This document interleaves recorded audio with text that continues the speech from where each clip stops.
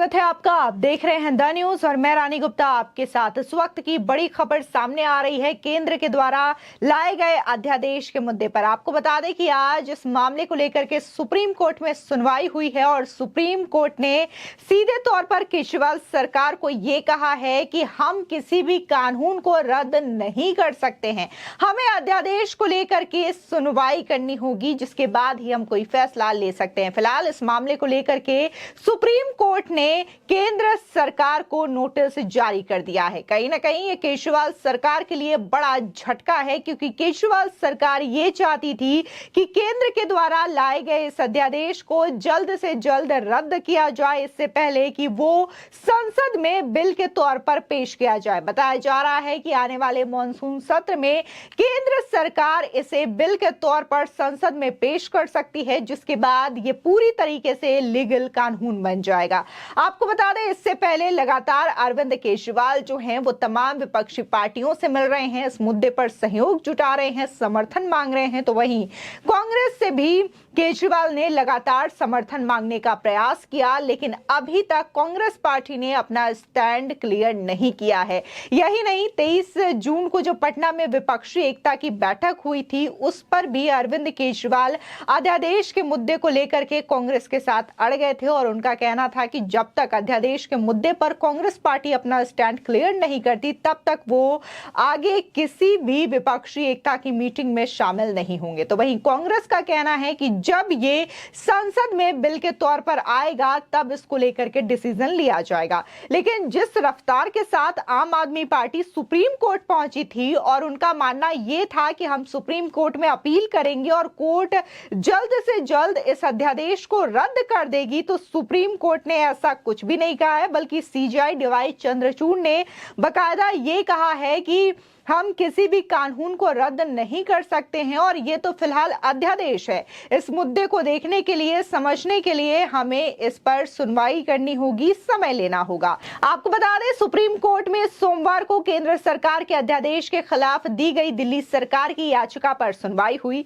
दिल्ली की आप सरकार ने राष्ट्रीय राजधानी में सेवाओं पर नियंत्रण से जुड़े केंद्र के अध्यादेश की संवैधानिक वैधता को चुनौती दी है। सुप्रीम कोर्ट ने इस मामले को लेकर केंद्र सरकार को एक नोटिस भी जारी कर दिया है। वहीं सुनवाई के दौरान दिल्ली सरकार के वकील अभिषेक मनु सिंघवी ने अध्यादेश पर रोक की मांग की। सीजेआई ने कहा कि हम केंद्र को नोटिस जारी कर रहे हैं। साथ ही सीजेआई ने विस्तार से सुनवाई की जरूरत बताते हुए 2 हफ्ते बाद सुनवाई की बात भी कही है। उन्होंने ये भी कहा कि ये एक कानून है और हम इसे रद्द नहीं कर सकते हैं। बता दें कि कोर्ट ने उपराज्यपाल वीके सक्सेना के वकील के अनुरोध पर उन्हें भी मामले में पक्ष बनाया है। वहीं सिंघवी ने कहा है कि नए व्यवस्था में 2 अधिकारी मिलकर मुख्यमंत्री की बात को काट सकते हैं। उसके बाद मामला उपराज्यपाल को भेज दिया जाएगा, जो सुपर सीएम जैसे हैं। इस पर रोक लगानी बेहद जरूरी है। उन्होंने कहा कि इसी अध्यादेश के आधार पर 471 ऐसे लोगों को पद से हटा दिया गया है, जिनमें से कई ऑक्सफोर्ड जैसे विश्वविद्यालय से शिक्षित हैं। इस पर भी सुनवाई की जानी चाहिए। जिसके बाद सॉलिसिटर जनरल ने यह कहा कि पार्टी कार्यकर्ताओं को नौकरी दी गई, इस पर सीधे सुप्रीम कोर्ट में सुनवाई ना हो। जो प्रभावित है वो हाई कोर्ट जा सकते हैं। ये मांग याचिका में नहीं है, यहाँ नई बात कही जा रही है। ये दलीलें सुनने के बाद सीजेआई ने कहा कि हम इस पहलू पर अगले सोमवार यानी कि 17 जुलाई को सुनवाई करेंगे। अध्यादेश पर 2 हफ्ते बाद सुनवाई होगी और 400 से ज्यादा लोगों को नौकरी से हटाने के मामले पर अगले सोमवार को सुनवाई की जाएगी।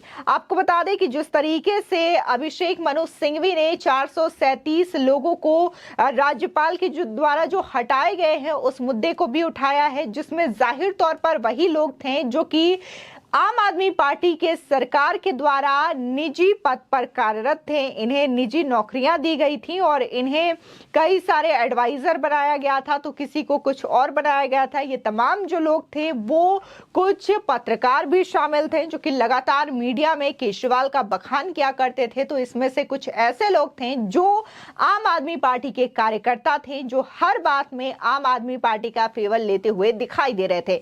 इन्हें बकायदा मोटी रकम दी जाती जाती थी, इनकी तनख्वाह जो है वो आम आदमी के दिए गए टैक्स के पैसों से ही दिया जाता था। तो इस मुद्दे को भी उठाने की कोशिश की गई, लेकिन फिलहाल जो मेन मुद्दा रहा सुप्रीम कोर्ट की सुनवाई का, वो था केंद्र के द्वारा लाया गया अध्यादेश को लेकर के।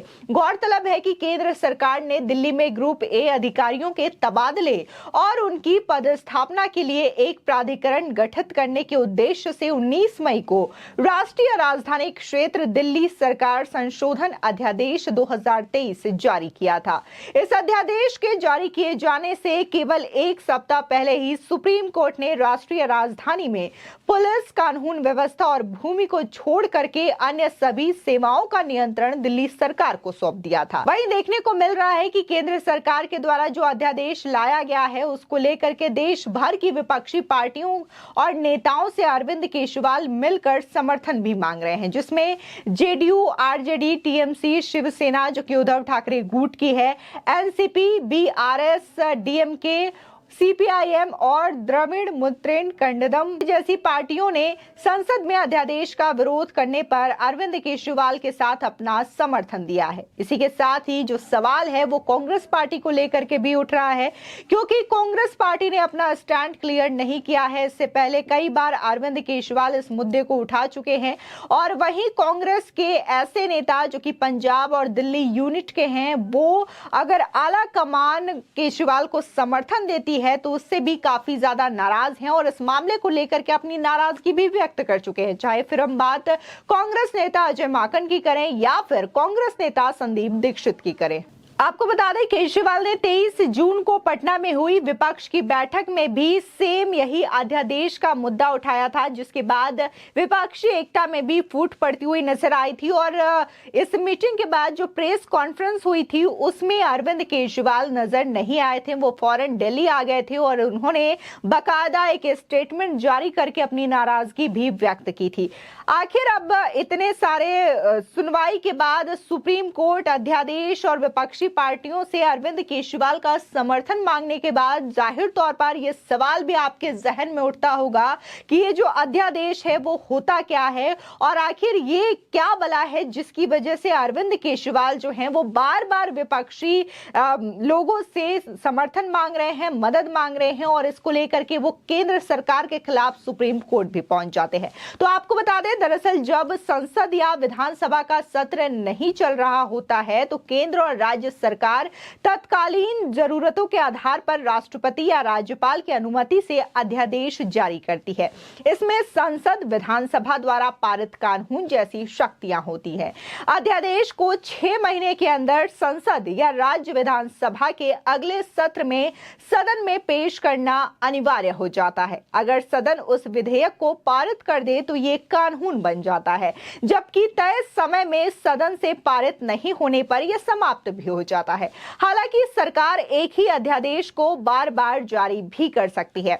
ऐसे में ये जो अध्यादेश केंद्र सरकार के द्वारा लाया गया है ये मई में लाया गया है और कहा जा रहा है कि जो जुलाई में मॉनसून सत्र शुरू होने वाला है इसमें केंद्र सरकार इसे बिल के तौर पर पेश कर सकती है संसद में और अगर इसे पूरी तरीके से समर्थन मिल जाता है तो ये कानून भी बन जाएगा। अगर बात हम एनडीए की करें तो एनडीए के पास लोकसभा में पूरी तरीके से समर्थन है तमाम पार्टियों का, जिससे कि आसानी से ये संसद में पारित हो सकता है, सफल हो सकता है। लेकिन राज्यसभा की बात की जाए तो राज्यसभा में भी कुछ ऐसी पार्टियां हैं जो कि एनडीए की हर बार मददगार रही है, चाहे फिर वो धारा 370 का मसला हो या फिर अन्य मसले हो, तो उन्होंने एनडीए का साथ दिया है। ऐसे में कहा जा रहा है कि अगर ये विधेयक जो है कानून के तौर पर लाया जाता है अध्यादेश तो आसानी से ये दोनों ही सभाओं में आसानी से पास हो सकता है। फिलहाल इस खबर को लेकर के आपकी क्या राय है हमारे कमेंट सेक्शन में जरूर बताएं। आगे की और भी अपडेट के लिए चैनल को सब्सक्राइब करना ना भूलें।